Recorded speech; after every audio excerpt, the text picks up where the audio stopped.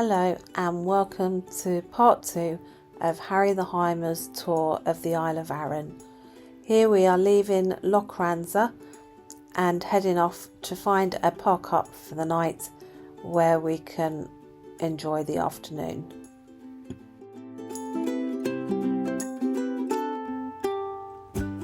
This is the port at Lochranza where we will be leaving the island from later in the week.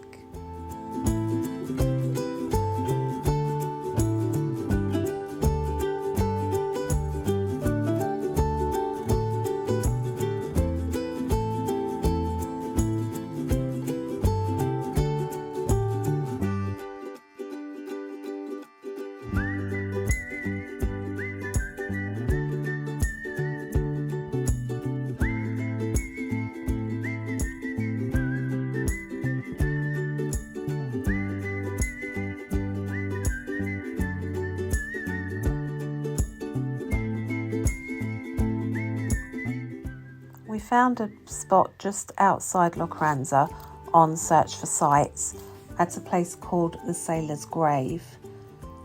As you can see, it's just a track off of the road with grass areas either side. It was a bit too muddy to park on the grass, and if we'd have stayed on the track we would have blocked it completely. So this park up was not suitable for us and we carried on.